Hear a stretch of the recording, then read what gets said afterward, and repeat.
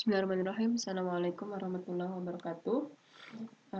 Alhamdulillah kita bertemu kembali ya perkuliahan kita untuk mata kuliah ekonomi teknik gitu ya. Atau bisa disebut juga ekonomi rekayasa gitu ya.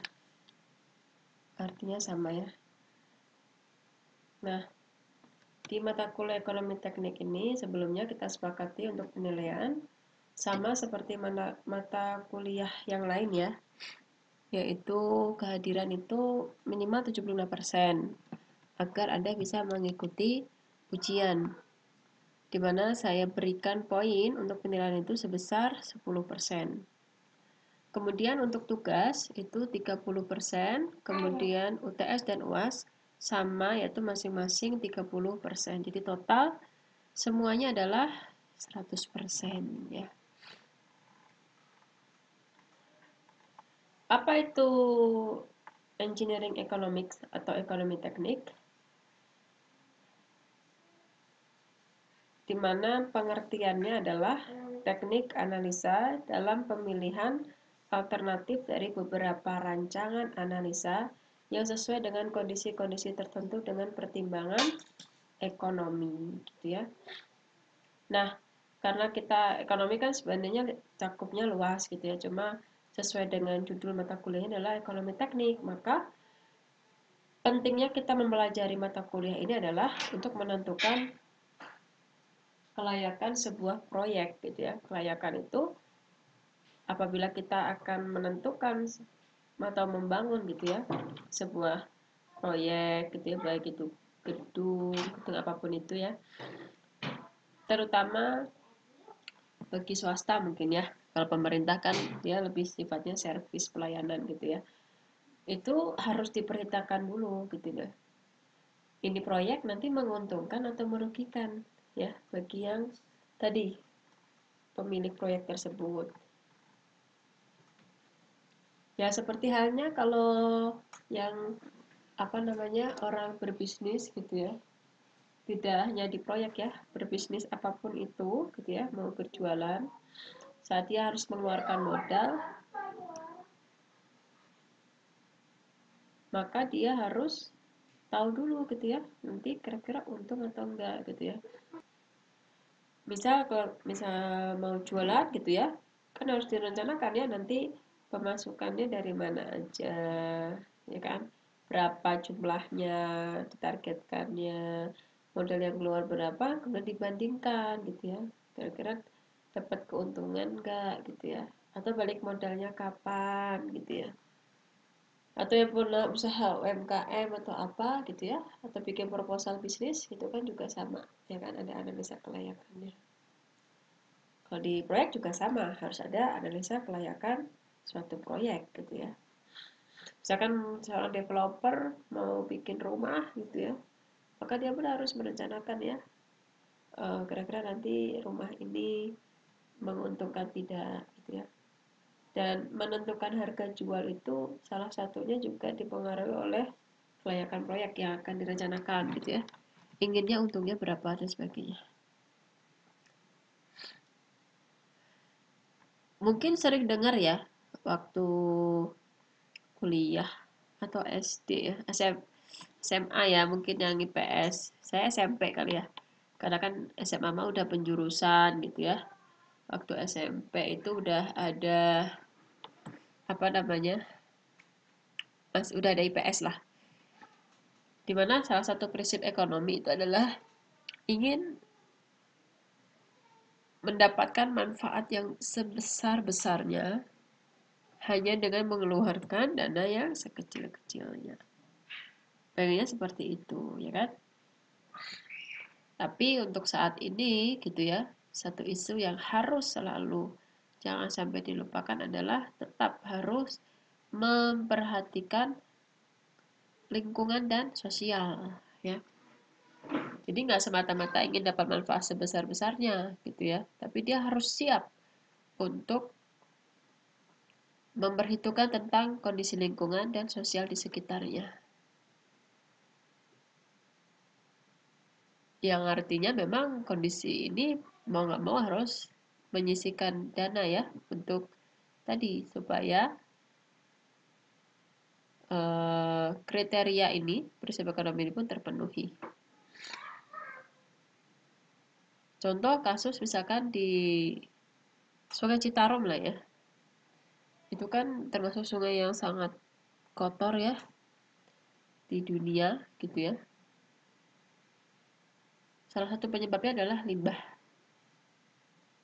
industri. Limbah industri apa? Tekstil, ya kan?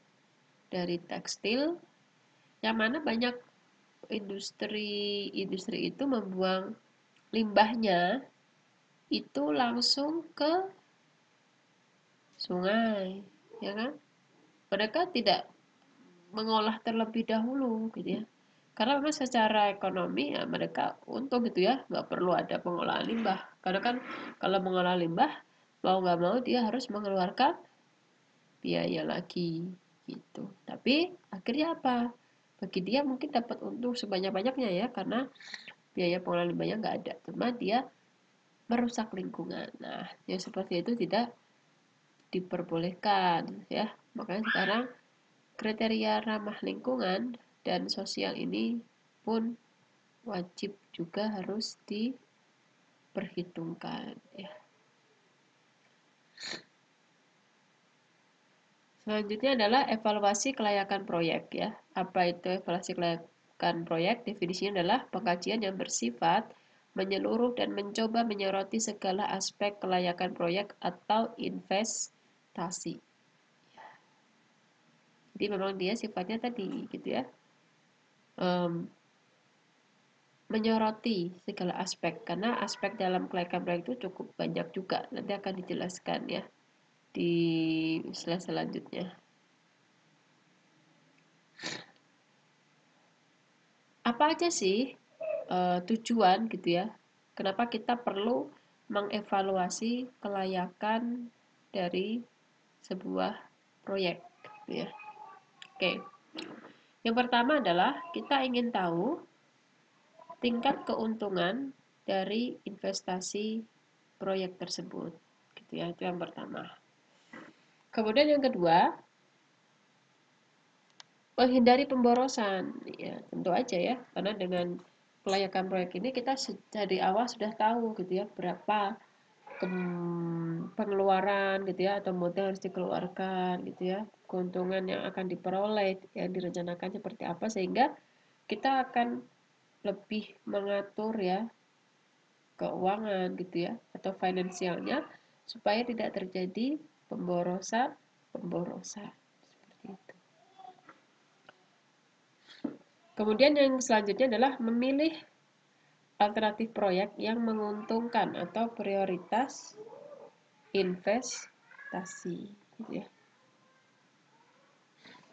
Artinya di sini kalau kita menemukan pilihan-pilihan gitu ya, misalkan ada orang nih uangnya banyak gitu ya, ini mah kemana ya, mau pakai buat investasi kemana gitu ya. Artinya dengan adanya kelayakan proyek inilah orang tersebut punya pertimbangan dalam menentukan mana yang akan dia pilih yang menurut dia paling menguntungkan. Nah, itulah tujuan kenapa kita perlu melakukan evaluasi kelayakan proyek seperti itu.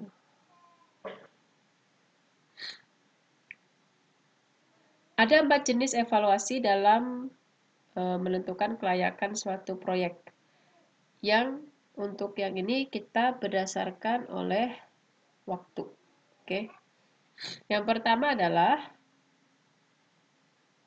evaluasi terhadap usulan proyek yang akan didirikan. Berarti ini evaluasinya sebelum proyek itu didirikan. Berarti pre-project evaluation.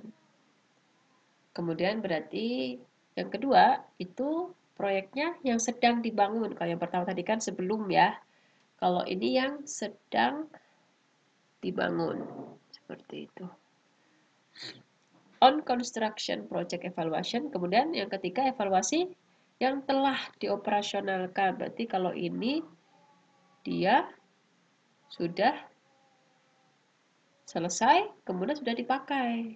Berarti sudah diterima, kemudian dalam pelaksanaan ya, pemakaiannya itu dievaluasi juga gitu ya, ongoing project evaluation. Kemudian selanjutnya adalah evaluasi terhadap proyek yang telah berakhir. Ya, berarti ini proyeknya setelah selesai gitu ya, proyeknya telah berakhir gitu ya, maka dievaluasi kembali ya.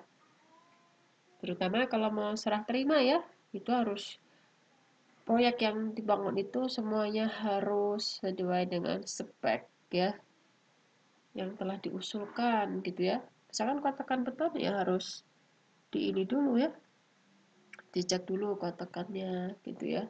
Benar nggak sesuai dengan spek nggak? Seperti itu. Kriteria kelayakan yang pertama adalah tadi saya sampaikan kriteria kelayakan itu macam-macam ya ininya, sudut pandangnya gitu ya. Yang pertama adalah dilihat dari sudut pandang pemangku kepentingan atau stakeholder. Ya. Yang pertama siapa sih stakeholder gitu ya?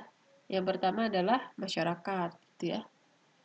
Artinya bisa menilai, ini mah misalkan jalan aja ya, kalau jalan kan untuk umum ya. Jalannya ini mah nggak layak gitu ya. Tentu akan berbeda, ya kan?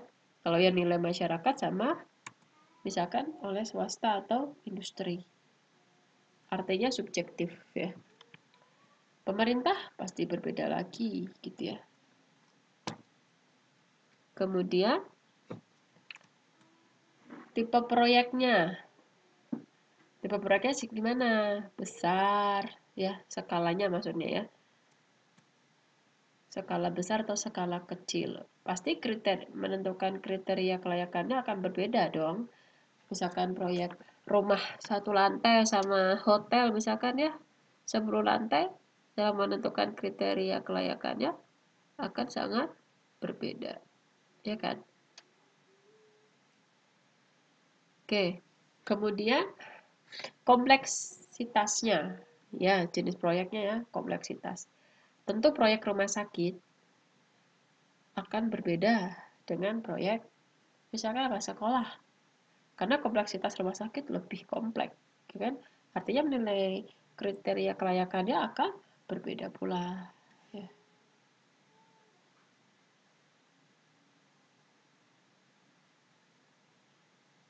Oke,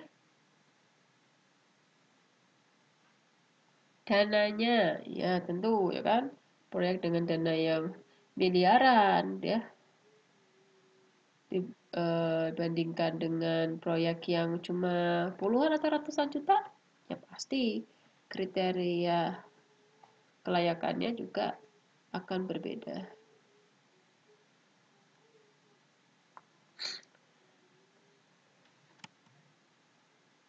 Nah, dalam menentukan kriteria kelayakan ini, apa saja yang perlu dipertimbangkan? Yang pertama adalah aspek finansial.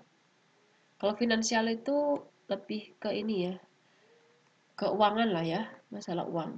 Kalau ekonomi itu dia lebih ke kondisi ekonomi gitu ya, artinya gini, keadaan gitu gitu ya. Jadi bukan hanya masalah uang ya, kalau spesifik uang itu finansial namanya. Itu bedanya ya antara finansial sama ekonomi. Teknis gitu ya, teknis itu ya terkait ini ya, konstruksi teknisnya kayak gitu ya.